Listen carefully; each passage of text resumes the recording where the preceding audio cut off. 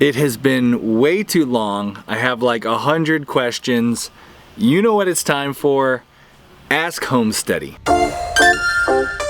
I figured we would rename this segment. We used to do Sunday Q&A, and then we did Saturday Q&A, and then Friday Q&A. I'm just gonna call this Ask Homesteady from now on. Because for one, if you wanna get a question answered on Ask Homesteady, you have to hashtag your question in the comments below, Ask Homesteady. So # Ask Homesteady. That helps us find the question. And the reason why we do that is because in a week I can get hundreds and hundreds of questions, and I try to remember them all, but when I sit down to do the questions, if I can just type in hashtag Ask Homesteady in the search bar, it helps me find everything. So if you'd like to get a question answered on any of our videos from the last week, just put a comment in the comment section with the # and then Ask Homesteady. I'll find your question and it'll wind up here where we answer your questions. And I'm probably gonna move this to Friday now. I think I'm gonna start doing these on Friday, but I'm getting rid of the like Sunday Q&A, Friday Q&A, because I just don't know when it's gonna wind up being done. So we're loosey-goosey here. Hashtag Ask Homesteady, and today that's what we're doing. Let's get into lots of questions, because I haven't done this in a long time. I haven't done Ask Homesteady in a long time because we didn't have the internet, and it was really hard to review questions when we only would have the internet for like 10-15 minutes a day when we went to my in-laws house that has the internet. But now we have internet at the place, and I'm able to review the questions and prepare for this in the right way. And we start off today with the very first question, which is from user Muggsy Marks. And Muggsy asks, how many animals do you have total? I'm curious. Good question, Muggsy. How many animals do we have total? 2 cows, 2 goats. We have 2 ducks. I know that we have 2 ducks. We have about 25 chickens, plus now we have the chickens that were already here, so there's probably like 35, 40 chickens. In addition to about 7 or 8 guineas running around. I think the total number of animals that we have, including now the dog and everything, we're close to about 60 animals on the farm here. And right now we're gonna kind of keep at that level, although we do have a future animal coming, which is very special, and you'll see in an upcoming video. So if you don't want to miss that, make sure to sign up to our email list, where there's a link below this video for that, where you can do that. Next question. Looking at our apartment, Timmy Wood saw the black comfortable chair that I sit in and wanted to know what the brand of that chair was. So that chair is a, oh man, what's it called? It's called a Stressless chair, and you can get them on Amazon. If you do get one, be sure to type in amsteady.com first, and that will forward you to Amazon, and you'll be helping us to do this show. Very comfortable chair. I definitely recommend it. They are expensive, but we're at that point in our life where we're done buying garbage, and if we're gonna spend good money on something, it's gonna be something of quality. Also, that one was a gift, so now that I'm remembering, that was a gift. So, but it's good quality. It's expensive. It's a nice gift. So, next question. MJ Homestead wanted to know how long we're going to be in the apartment that we showed you the video tour of this week. A lot of people are wondering, they know we're moving here to the house that's actually right behind me right now, and they're wondering, when are we moving into the big house? That's an open-ended question right now, because we're staying at the property where my in-laws live in the big house behind me, and they're currently building themselves a new home. And when they move into the new home, we'll be in here, and the loft will become a guest room, guest space / office for me to produce audio video stuff. So probably, because of the horrible weather we've been having, it'll probably be somewhere December-ish. We're hoping it's before winter really sets in, only because, you know, heating a space like that and keeping pipes from freezing and things will be an issue. But it's open-ended, and we're very comfortable in our little apartment, so we're not rushing. Whenever it's ready, it's ready. Super fan Brian Kerwick wants to know, what is the name of the Pennsylvania farm? Back in Connecticut, we were Squash Hollow Farm. We haven't named the farm here. So for now it's just Homesteady Farm, and we'll see if we come up with a cool name for this place. I don't know if we're gonna have the same kind of farm business here, so I'm not sure what we're gonna do. And for now it's just the Homesteady Farm. So welcome to Homesteady Farm. Next question. Laura had a really good question. She wanted to know how the temperature and humidity was different here in Pennsylvania compared to Connecticut. Here in Pennsylvania, we're a little bit more south than where we were in Connecticut. That means it is a little bit warmer. We're in a different plant hardiness zone. The biggest difference we have noticed is not really in the weather. It's hot, it's humid. Connecticut could be hot and humid too. The difference we've noticed is in the daylight. Partially because we're so wide open here on this property, there's no trees over us. You get extra hours of light. Plus, being more southern, we get light later in the day as well. It feels like, if you asked me, I would tell you we get a whole hour and plus more of daylight during the day. I don't think that's the case if you looked at like the Solunar table chart, but it feels like it, and I love it. I love more daylight. The only downside to it is we find ourselves staying up very late just because it feels like it's still early in the day, and at 9:30 every night we're like, what time is it? It's almost bedtime. Whoa, it's past the kids' bedtime. Come on, guys. And we've definitely been getting to bed later. Weather-wise, pretty much the same as what Connecticut was. So, good question. Faith loves the floors that we have in our apartment, and she asked if they were repurposed. No, they look cool, they look old, but they're not repurposed. They're just a laminate that like folds and clicks in, and you can lay it out piece by piece. It's pretty durable, good with kids, good with animals, good with water, and also not off-gassing, not nasty. It's a pretty good product. So we looked a long time for it, and we found the right product. And you can get it. I mean, we just got ours at Lowe's. So nice stuff. But not repurposed. That would be cool if it had a story behind it, but it doesn't. We are answering very old questions. Like I mentioned, we didn't do a Q&A for a long time, and some of these questions or comments are from way back when we first did the video about moving into our apartment. A lot of people said, like Francine, we should put a lift, like a hoist, something to carry stuff all the way up to our apartment because it's 2 flights of stairs. Some people said put like a winch up there and a basket. And great ideas, people who are thinking, if I was a little bit older or going to be there full time, I would definitely do that. But I'm not gonna. And the reason why is because I like the extra exercise. When we get groceries and I gotta go up and down a couple times, I try to get exercise without having to exercise. I'm gonna be honest, I hate exercising. It's the worst. I hate like jogging to lose weight. I hate lifting weights and stuff. I'd rather just do my stuff throughout the day and be healthy because of it. So walking up and down the flight of stairs a couple times, it's one of the ways that I stay in the shape I am. Voice crack there. What am I, 12? Drek Fletch asked if we had any agreement with the people who bought Squash Hollow Farm back in Connecticut to go back and get any of our plants. A lot of you who've been following us a long time know that we planted this beautiful orchard and had just started producing fruit, and now we're leaving the orchard. No, Drek Fletch, we have no agreement. We didn't want to deal with moving plants. Moving, if you've never moved before, moving is one of the hardest and most stressful things I've ever done in my entire life. I have not moved a big move like this before. I did move just about a half hour away from the house I grew up in. Fortunately, we had the wisdom to look down the road and say, you know what, we're gonna have a lot to deal with. It would be best not to have to worry about planting trees right away. So we left all our trees at the old farm. That was good because I can't imagine getting here and suddenly like being worried about planting trees in addition to all the other things you're worried about moving. So I would not suggest moving trees if someone was moving. The younger ones you can replace easily by buying new ones, and older trees don't do well moved anyway.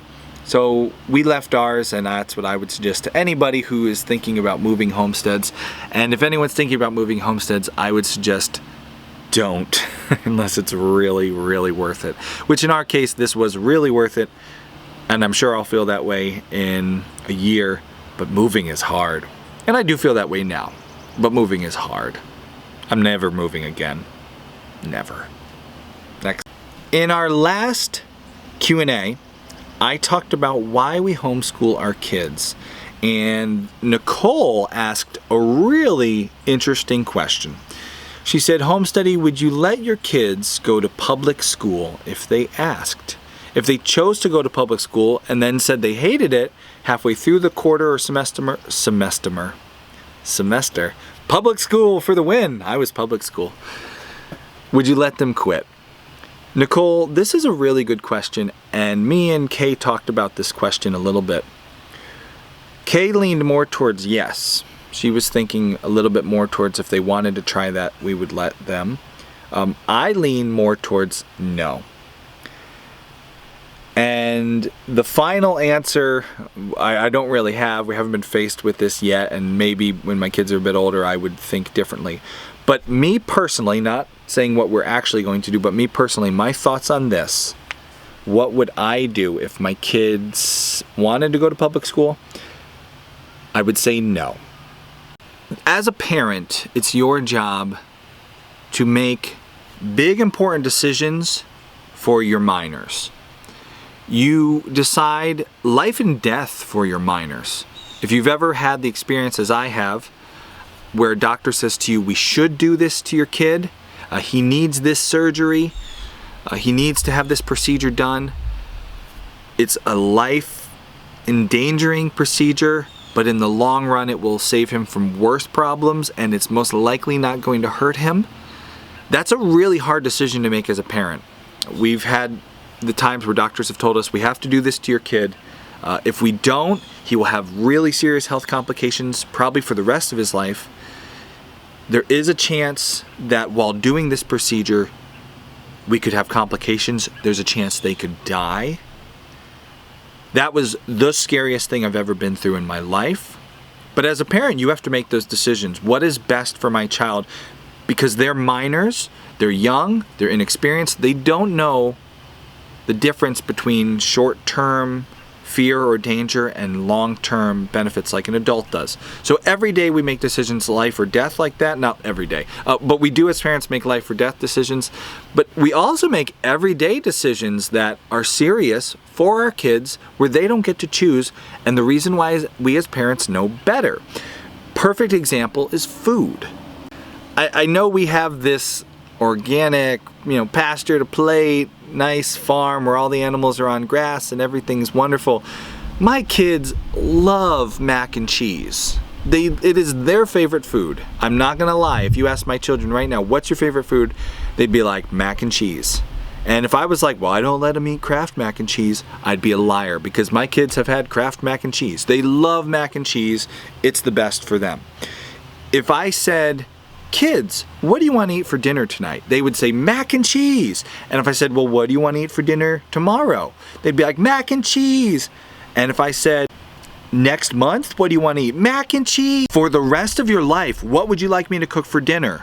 Mac and cheese! You get the idea. My kids would eat mac and cheese every day, all day long. As a responsible parent, we decide no. Despite what you want, I know what's better for you. And so until you're 18 and 19 or whatever it is and you actually leave my house, I'm going to decide what you're going to eat most of the time because it's what's best for you. Let's get to the topic now of school and education. Kay said to this question, she would want to first find out, before we actually said yes, why the kids would want to go to public school. Are they feeling like they're left out of that experience? Are they missing socialization with other kids their age? There are ways to balance that out with homeschooling where you can meet other groups of kids and do other things, so you could solve those problems without sending them to public school.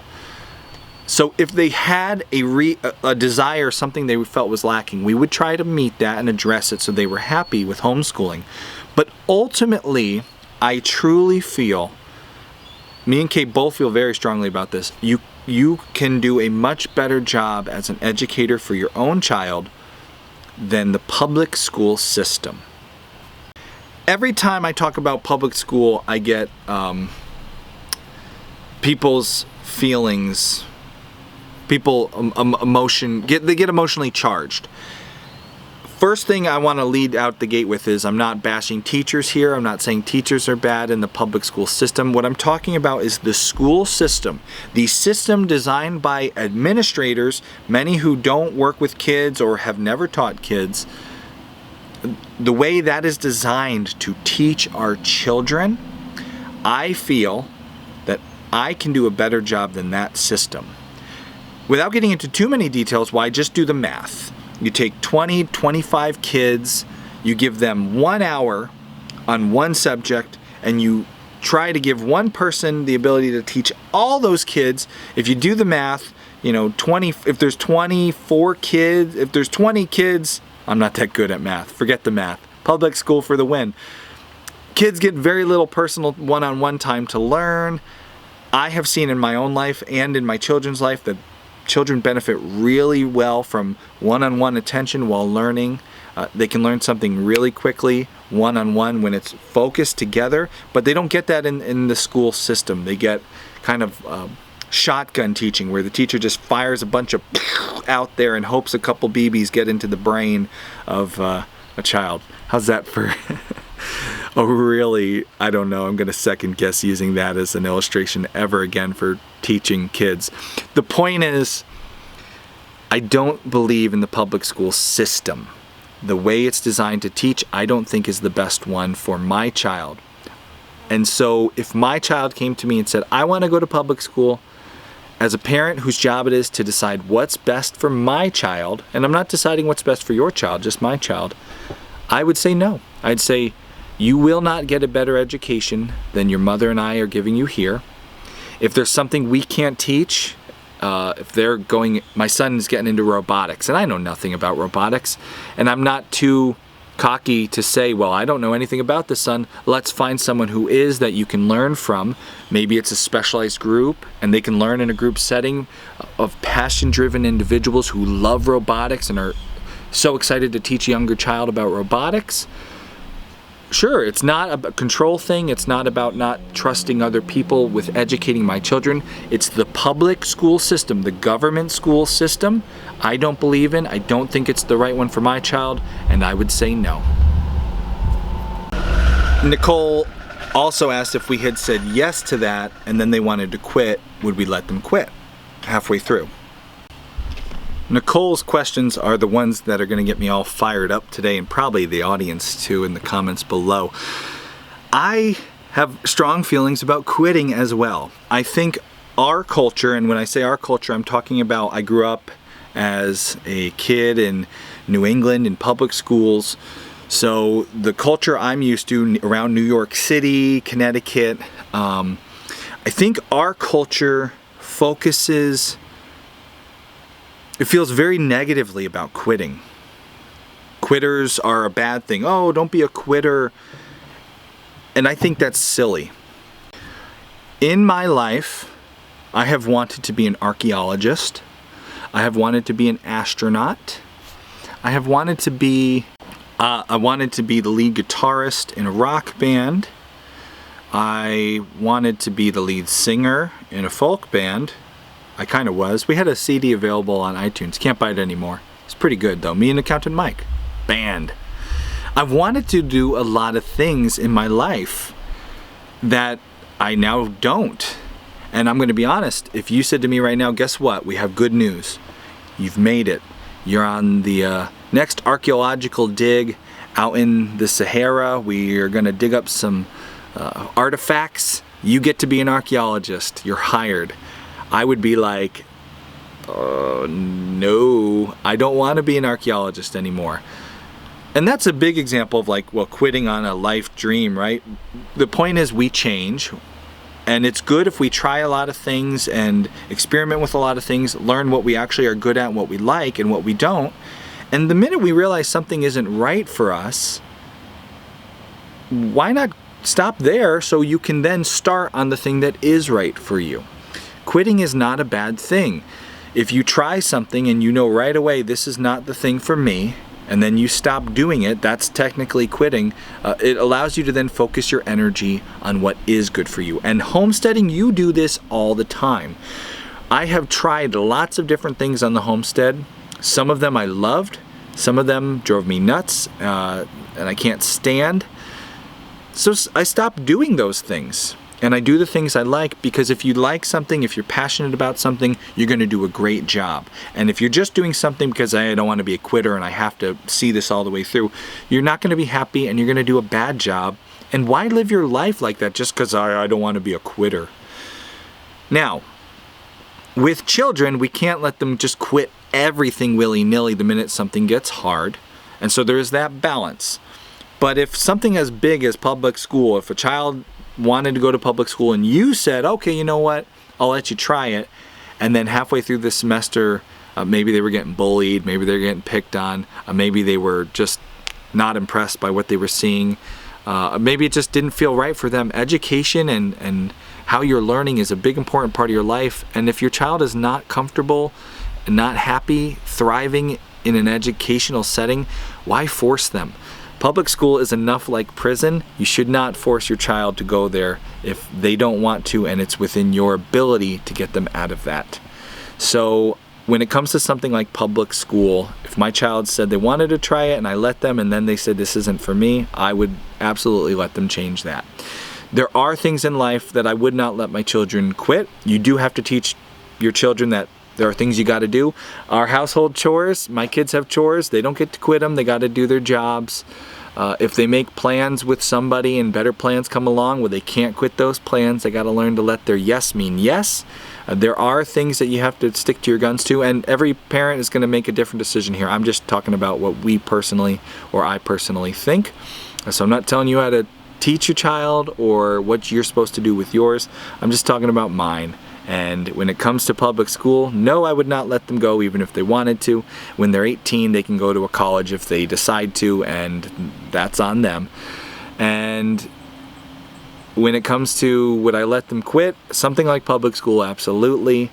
Quitting isn't a horrible thing. And there's a really good podcast. I'm much less articulate about this. There's a fantastic podcast called, what is it? It's that one all about numbers and math. Freakonomics. They talk about quitting, and they give an amazing argument for why quitting is not a bad thing. And they are way better at telling that story than I am. So I will put that in the links below. Click on that podcast, listen to it. It might change your mind on quitting and help you realize why quitting is not a bad thing most of the time.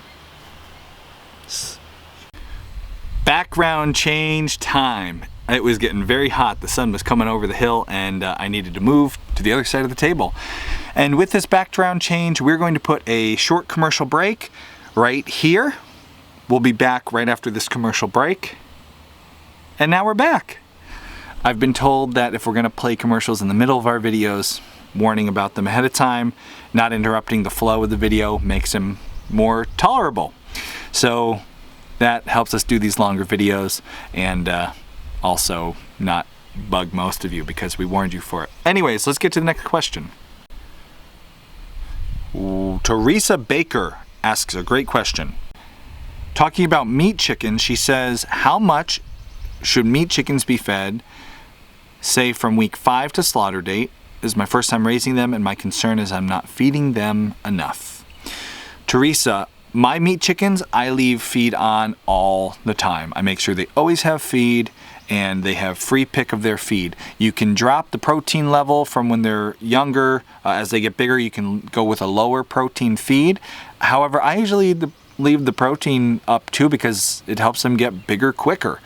I don't like to manage the feed of my meat chickens so closely where I have to every day monitor it and put so much in, because honestly, one of the nicest part about meat chickens is if you give them plenty of food and plenty of water, electric fencing, and a coop to close up at night, you don't have to spend that much time every day working those chickens. But if you're carefully monitoring their feed scoop by scoop, then you do.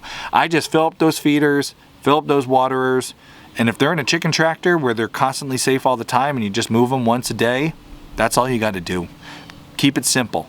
Now, if you're doing a lot of chickens and you're trying to run a business, you could pay more attention to the rates. And if you're doing that and you really want to get serious, good numbers, check out my buddy John Siskovich. He's got that pasture poultry packet, which answers all your questions. And we can have a link to the pasture poultry packet below, or back at our website, you can find that. Or you can just go to Farm Marketing Solutions and find it from my buddy John. Next question. Isabel asks a great question for anybody who's thinking about homesteading in the future, and I love this question. She says, I've been thinking about buying a couple acres, but she doesn't want to be miles away from civilization, like a supermarket, hospital, decent-sized city. So she wants to know, how far are we from shopping, civilization? Do we have to drive over half an hour to pick something up from the store? Is it a short 10-minute drive? Isabel, I think there is so much opportunity in that fringe area in between cities and rural where they kind of meet. And there are plenty of places in the world where you can find 10 minutes out of town and a half hour from a bigger city, a beautiful homestead. Our Connecticut homestead was 8 minutes from the supermarket, a nice supermarket with everything you need. It was 15 from Walmart and Tractor Supply. And if I wanted to go to New York City, it was an hour drive. So definitely can homestead on the fringe. If you're planning on making a business out of your farm or homestead, that fringe is a great place to be because people with money live closer to cities.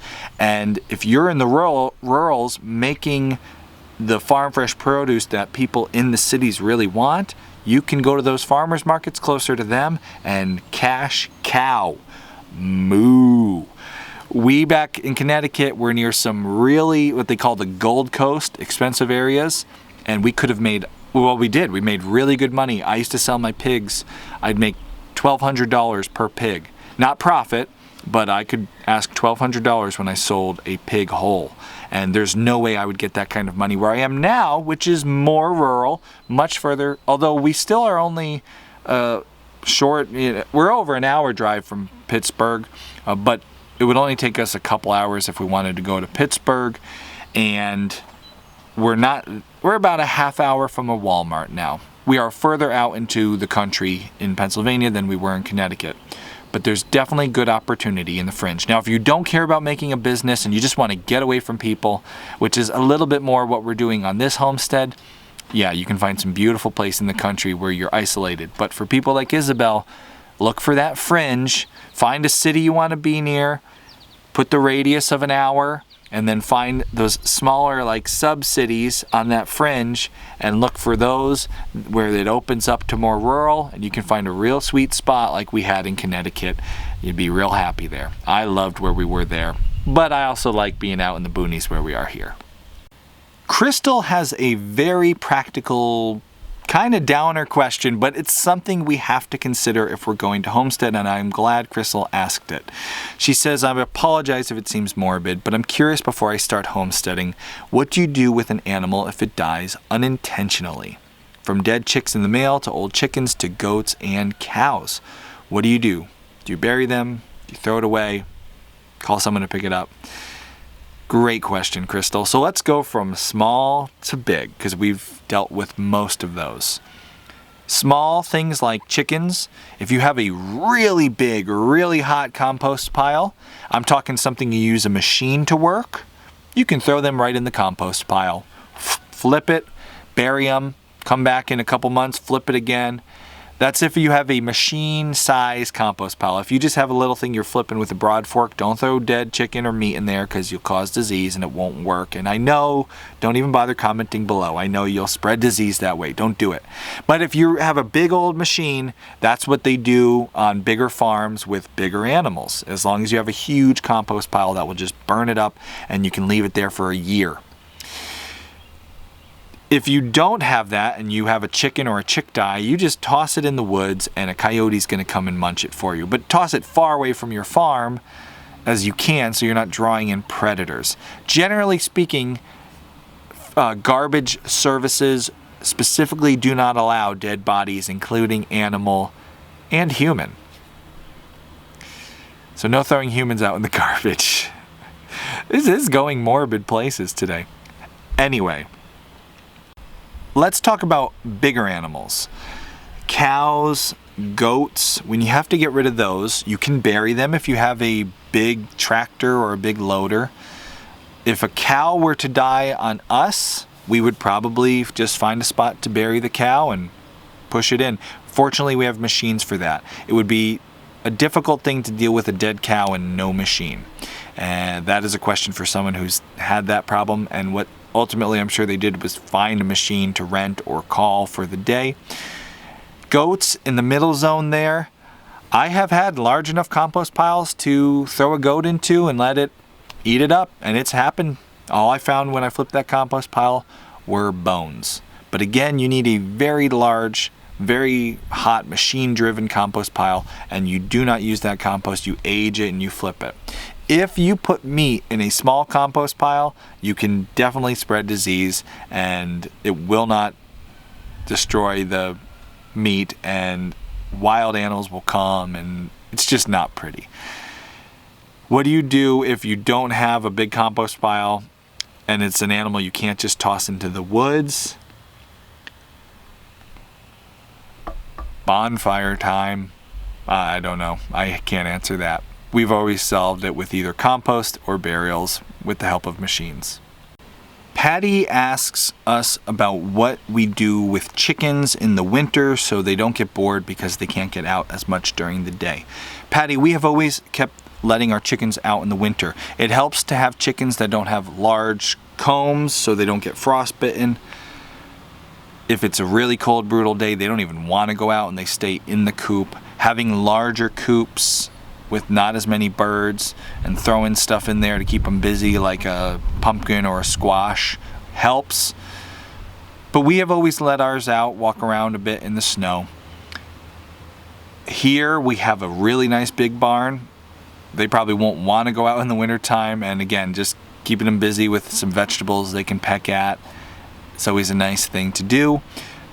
Big important thing is not to overcrowd your coop in the winter where they're too confined and they're too cramped and then they start pecking on each other. That's what we've done. Jay wanted to know if we've ever dealt with scaly leg in our chickens. I'm afraid we haven't, Jay. Can't help you there. Sorry. Smallwood Homestead has a question about raising ducks for an egg production business. He or she says, what advice do you have? I'm looking to start raising ducks for egg production. It's just me. I'm looking at a small setup. Great question, Smallwood Homestead. The basic principles I always tell people who are looking to get into this as a business. First and foremost, I'm a big fan of slow and steady. Get the ducks, get enough for you and maybe a couple family members on the side. See if you like it. Don't go investing heavy on something you have not yet done. Homesteading is easy to glamorize and imagine is so wonderful. And even having a few ducks then can feel wonderful and nice. When you grow to the size where you have 20 ducks and customers and you're trying to move your product, it can get unhappy really quickly. We did pigs and chicken at our old homestead as a business. The first year we did 2 pigs, then we did 4, then we did 6, then we did 12. That is the way I always suggest, because it allows you to get good at what you're doing with your animals, learn them without having a ton of overhead or money expense. You might learn you don't like dealing with ducks. They're messy, they're gross, you hate it. You might learn you love it and you want to double down real hard. If you already have ducks and you already have done this and you're ready to take it to the next step. Hi. That's a pretty dress with a kitty on it. It's the dog. My daughter was just showing me her ladybug skirt. Very cute.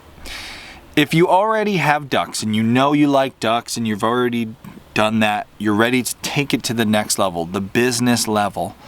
Your question was, a small setup, what advice? A little bit, not sure exactly what direction you want the advice for. If you're going to turn this into a business now, what I would just suggest anyone do, beyond friends and family, have some kind of insurance. You're selling things people are going to eat. People can be allergic to duck eggs. They can have really violent reactions.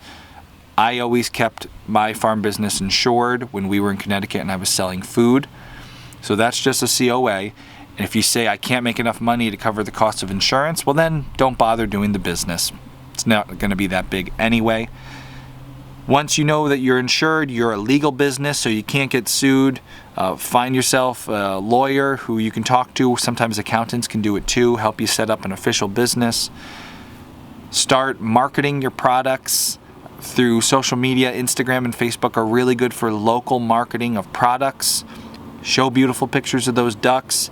Make little videos of cooking up, baking with those duck eggs so that people say, wow, that looks amazing. Look at those ducks. They're farm fresh. They're so nice. Give out samples for people to try. Go to local businesses and bakers. Say, I have duck eggs for sale.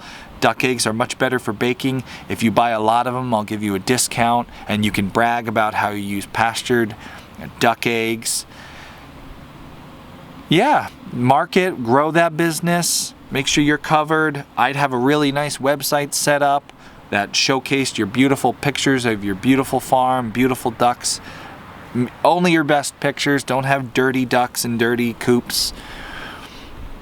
That a lot of the marketing and the business side of things covers that. And then as far as the business side, or as far as the actual production side goes, have a flock that you can afford to pay for the feed without any business when you start things up, so that way if no one comes and buys your eggs, you're not out of money. Make sure you have the refrigeration space extra for the duck eggs that you're going to have. Make sure that your infrastructure is ready for a much bigger flock. Taking care of 5 ducks with a bucket of water and a scoop of feed is different than taking care of a large flock. Make sure you have water run right to where the ducks are. Frost-free hydrants are great for that. Find where you can buy feed in bulk so you get a discount on your feed. If you buy feed by the ton, you can always get a discount. Whether it's a local feed shop, they'll always give you a discount. Tractor Supply will give you a discount if you buy 20 bags. Larger or local feed mills will definitely give you a discount if you buy in bulk. Make sure you have bulk storage for that feed that's rodent proof and weatherproof and rain proof. There's a ton to consider. If you have any further questions from all the things I've rattled off here, ask it in the comments below, #AskHomesteady, and I'll follow up on any of those so we get a little bit more specific. I hope that helps. I always love when people turn their homestead into a little side business.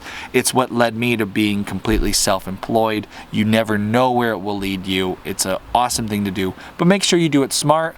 I like slow and steady and smart. Those are great ways to run a business.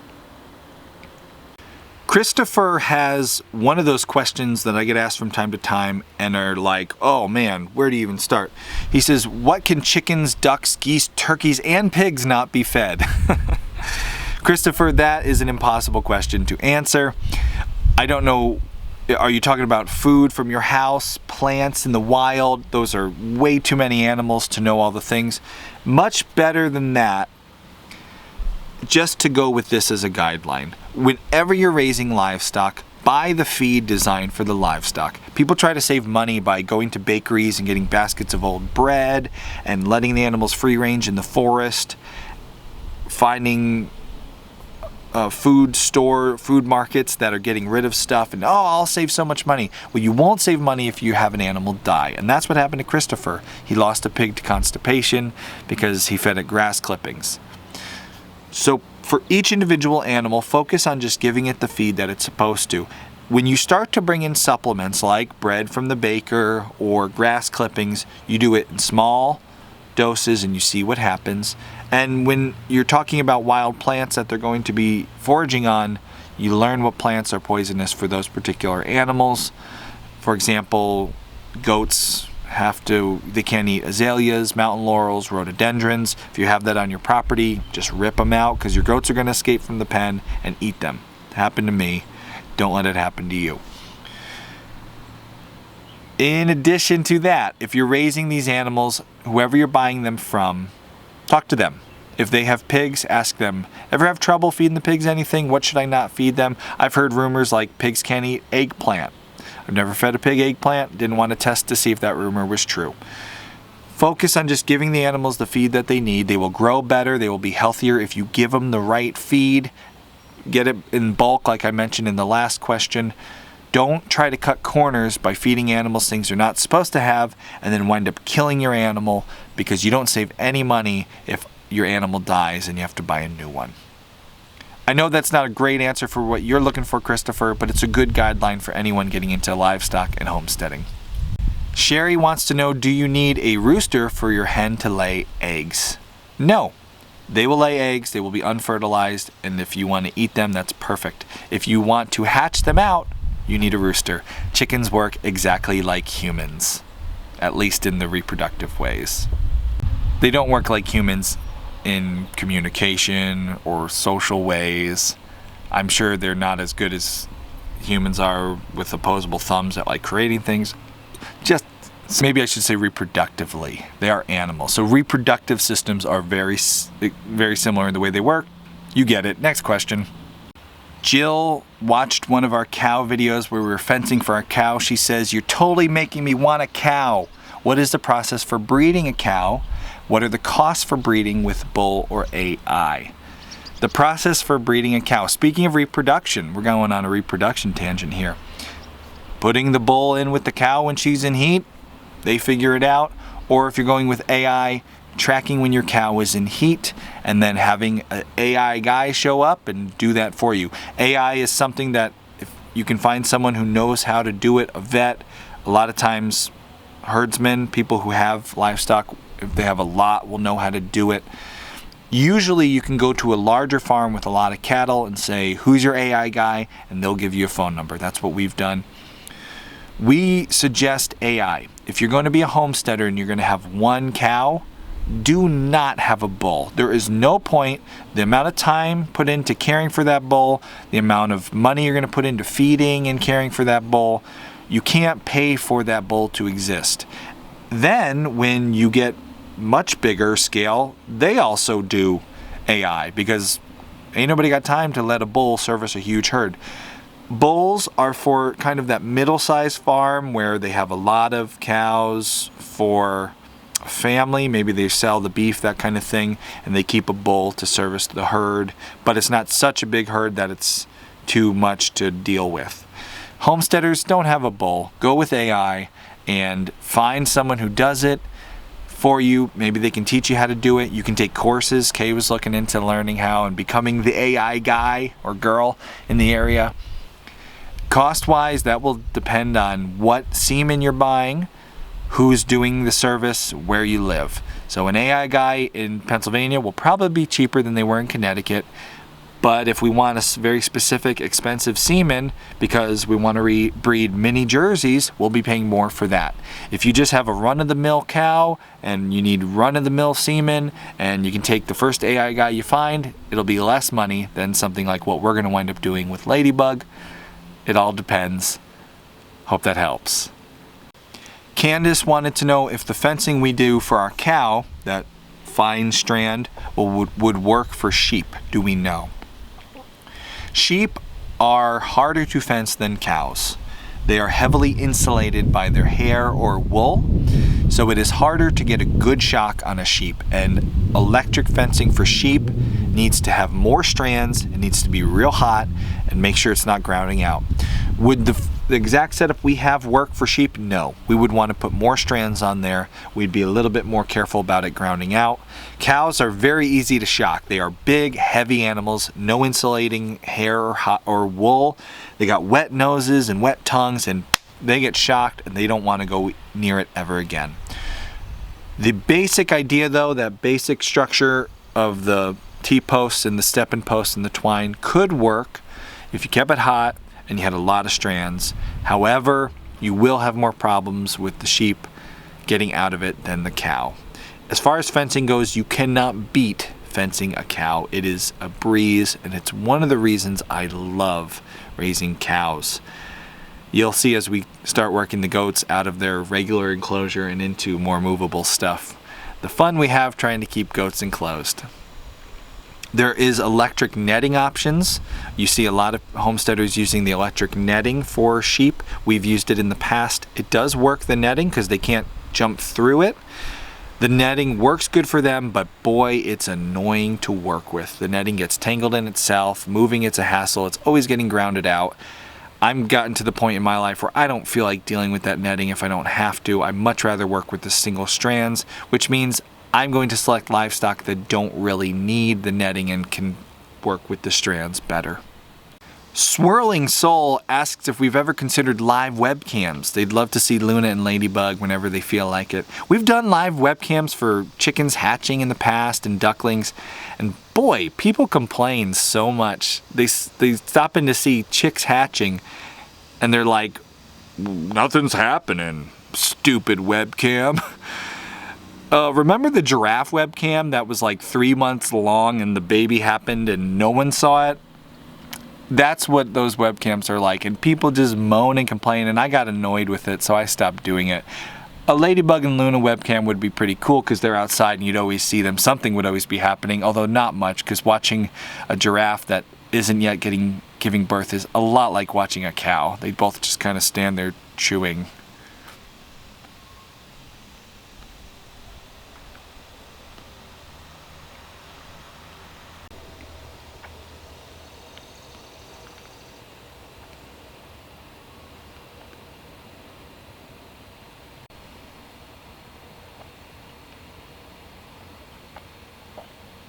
You want to see that?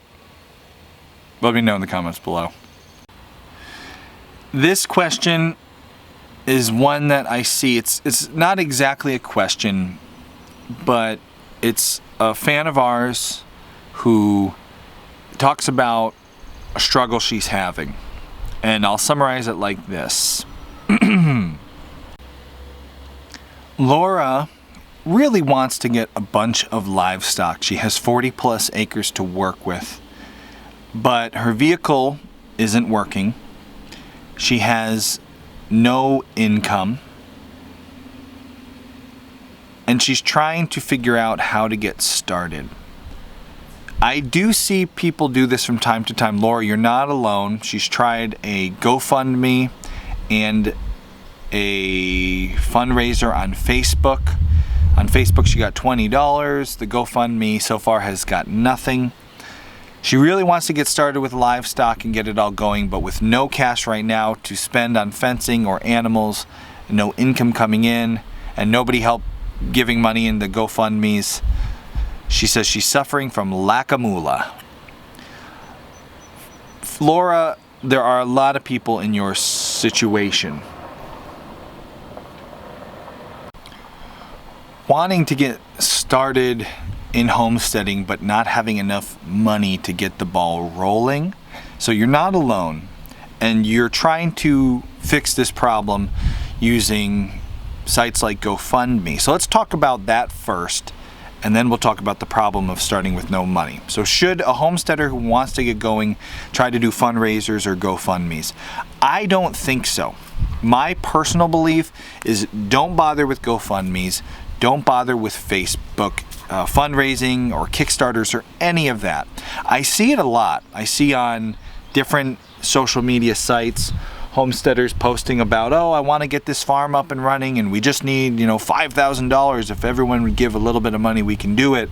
And oh, I want to buy this property and rejuvenate it. And we just need $20,000. So give us money to do that. Nobody wants to give you money to live your dream. Maybe your mom does, maybe your aunt does, maybe your sister would, but most people are not going to give you money to live that kind of dream because they're trying to live a dream they need their money for. If you're going to get people to give you money, you have to give them a value. Restoring a piece of property isn't valuable to them. Nobody cares.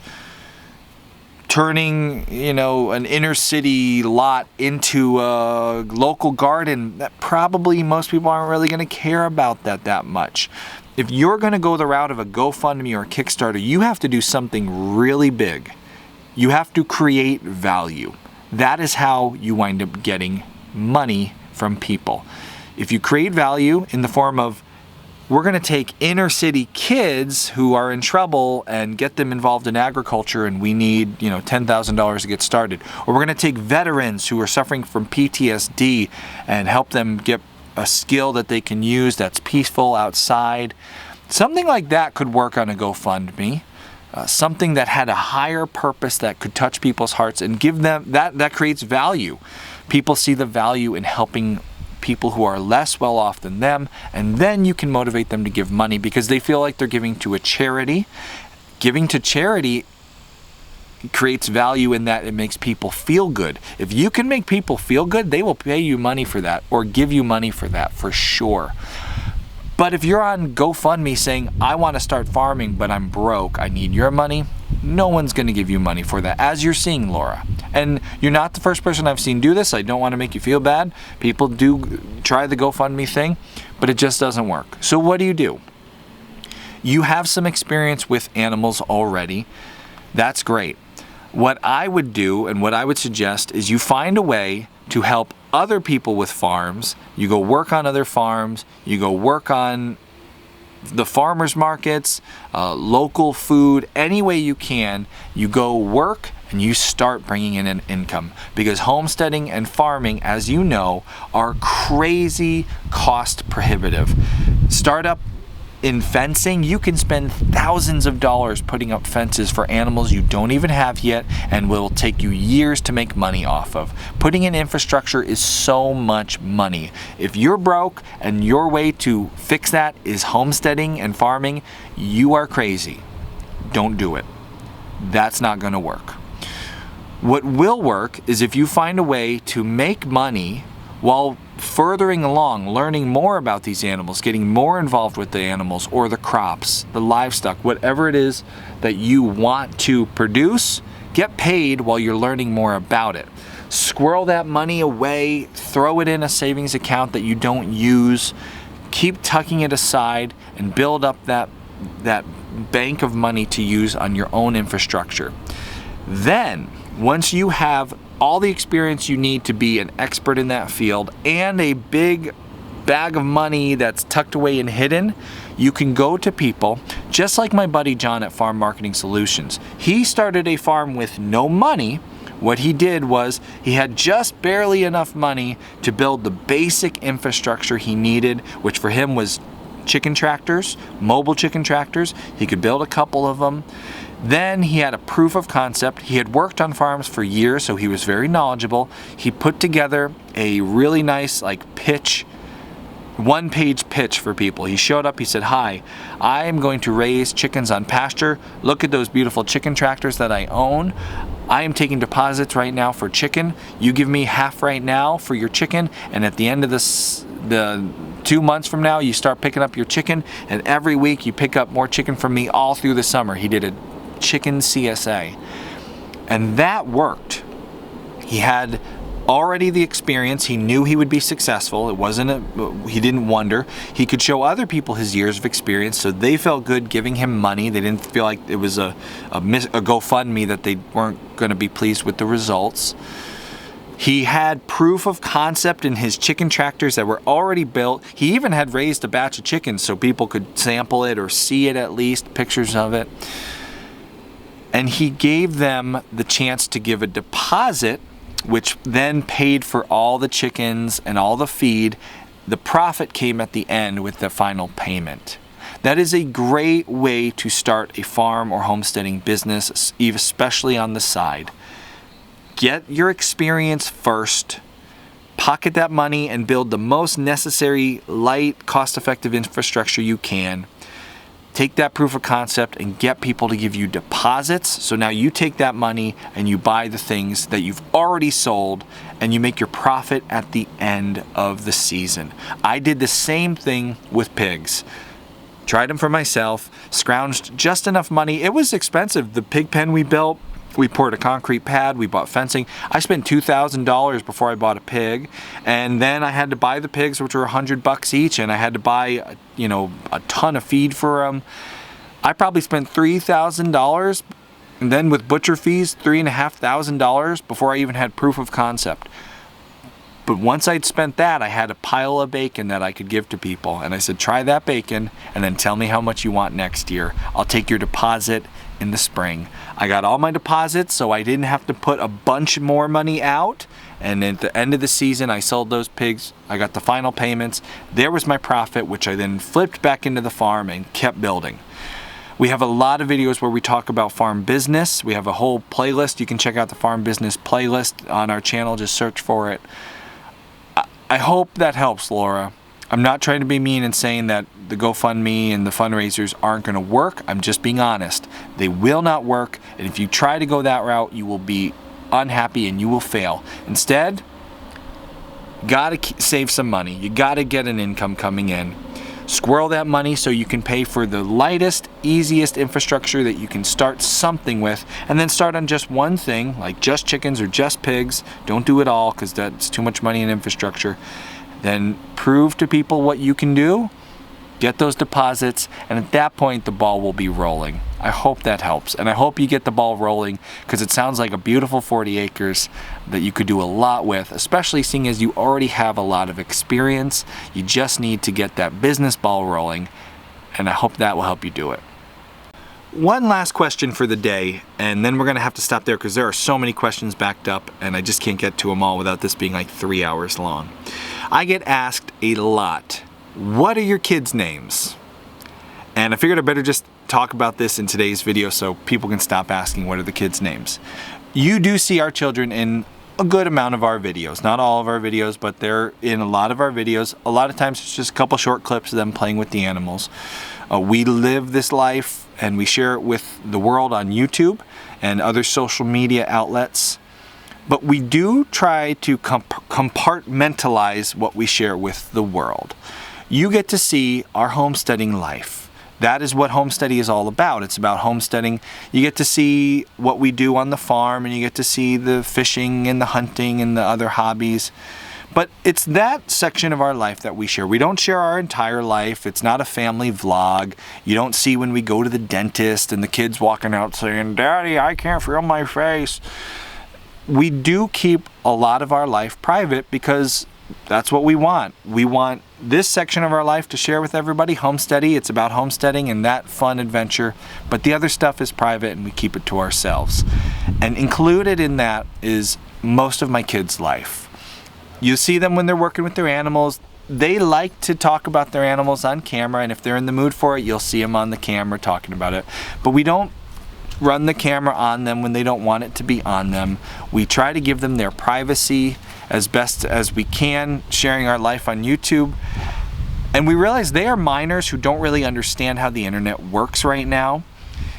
In 30 years, you'll be able to watch Homesteady videos probably online somehow. The stuff on the internet has a way of never disappearing.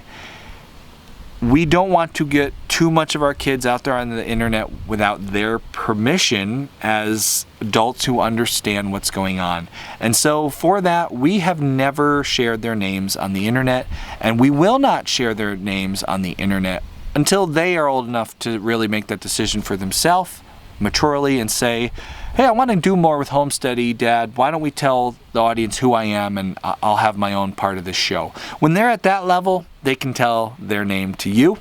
My name is Ost. That is really my name. I'm not hiding who I am. Kay is Kay. That is who she is. Our friends that you meet, we share some of their names because they're adults. You know, my dad you've met and other friends of mine through the channel.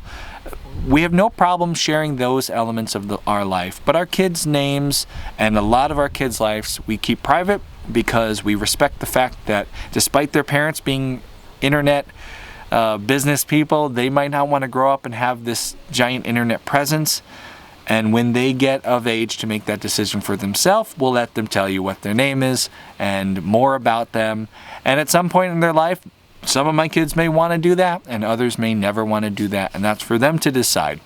So if you ask, I'm glad you enjoy having our kids on the channel. We like the fact that they enjoy it.